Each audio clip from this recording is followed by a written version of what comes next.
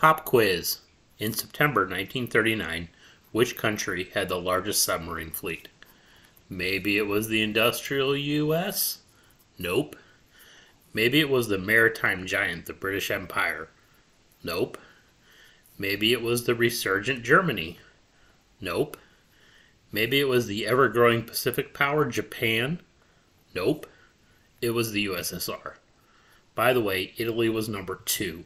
Arguably number 1 if you want to talk actually operational. Warning. If you are a Russo-Soviet file, you might just want to save yourself a lot of grief and leave now. The truth is going to be painful. You won't hear the word stupid. You are going to hear the word corruption, negligent, and incompetent. A lot. It's a dangerous trifecta.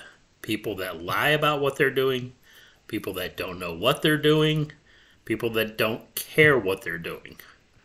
Okay, so let's talk about the Soviet fleet. Well, first let's talk about the Soviet Union. I don't think I really need to talk much about the geography. It was big. It had 4 separate fleets.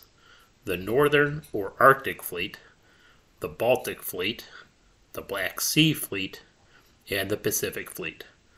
For geographic reasons, it's difficult for them to support each other. Don't worry, we'll get into each. What most maps don't show you, though, is demographics. If you're bored sometime, look at population density of the USSR from its start to its end. And don't just look at the areas, but also look at the numbers.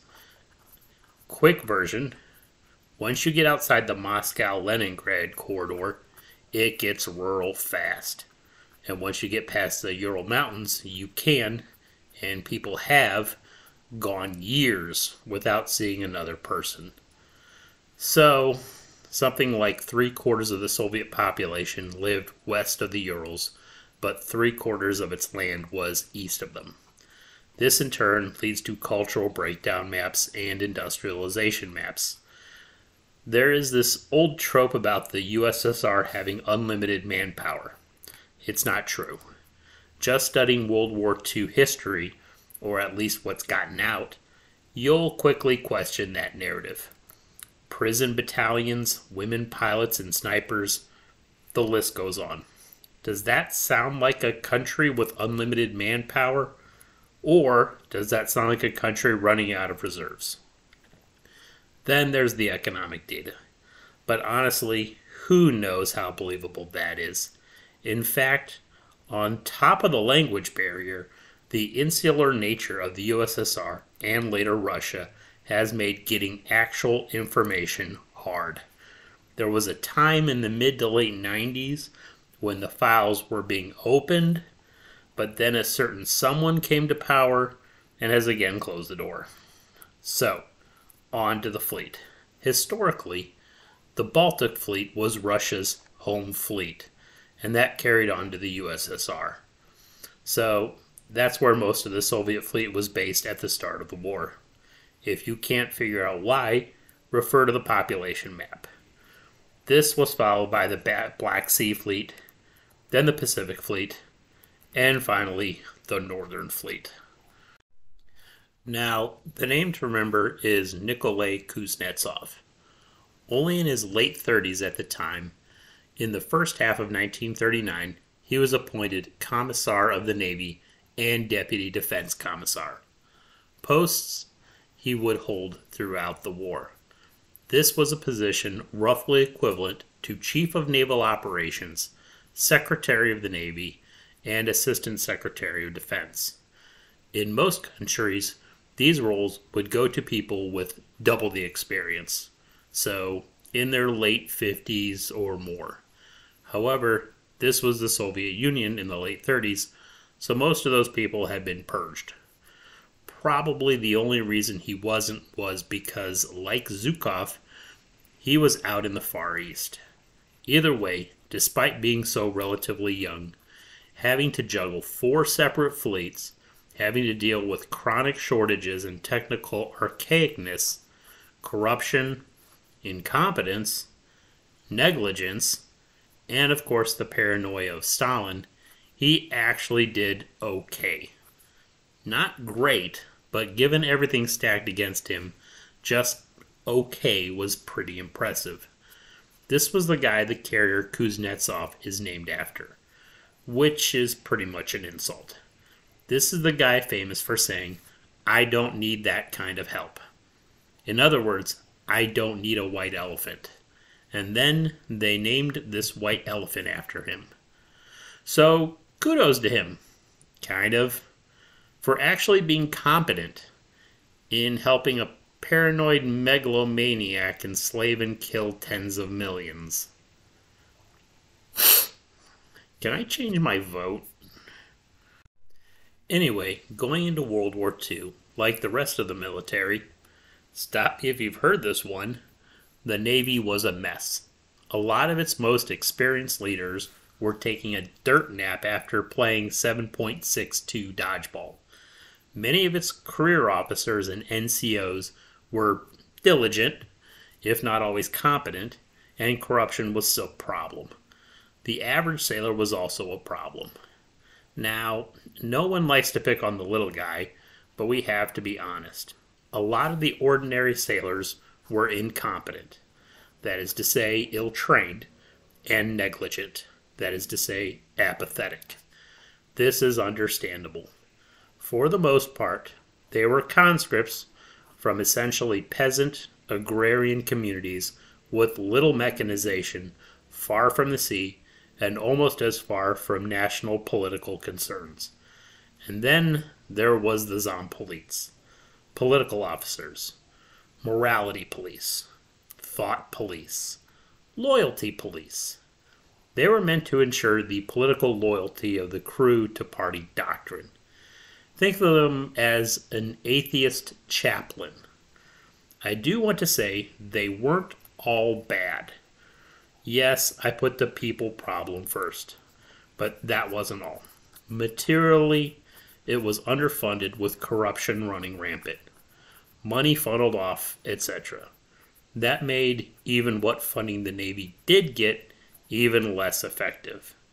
In some cases, the same part had to be bought several times over because it kept disappearing.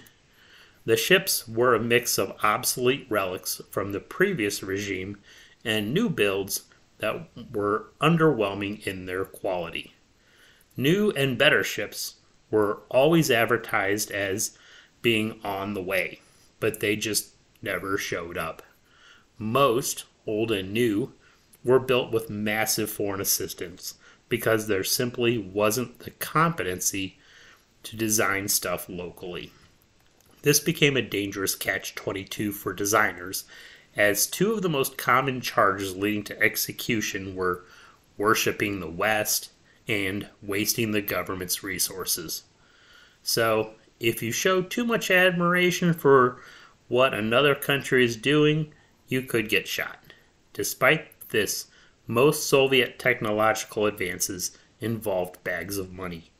If you try to design something yourself, and it isn't right the first time, you could get shot. Either way, you were considered a traitor.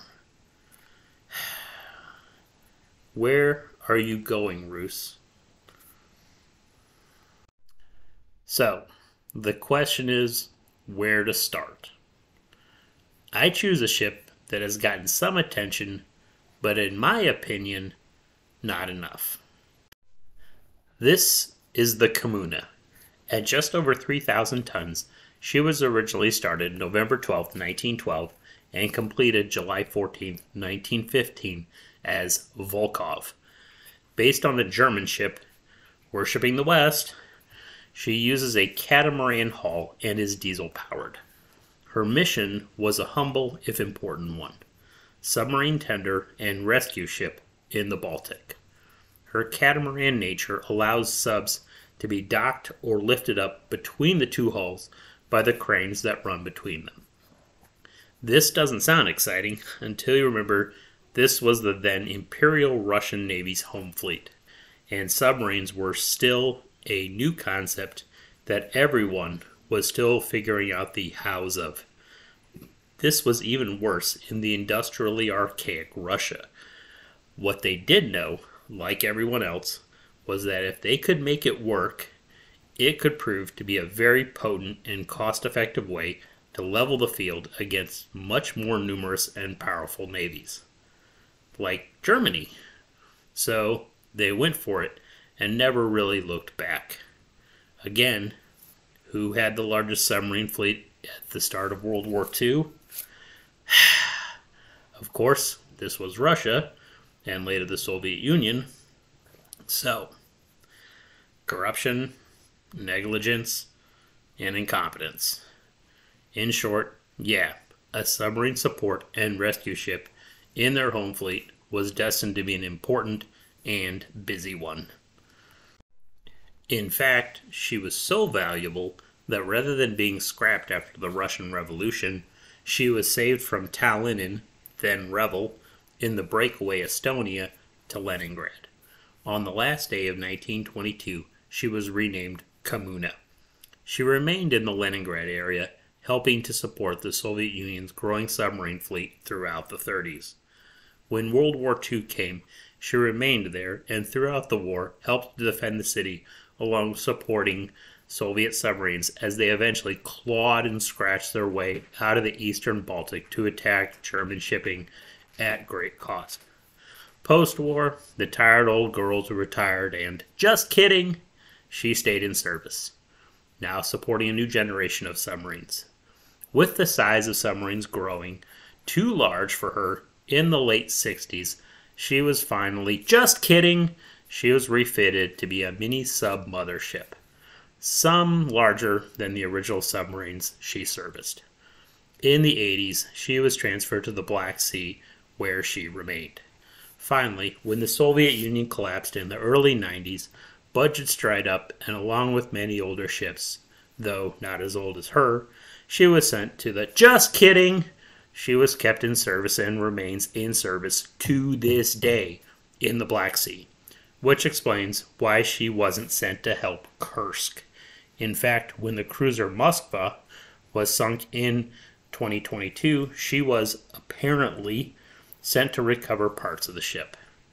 Now, I can't say 100% positively that she is the oldest ocean-going Navy ship in active service anywhere, but I can't think of any others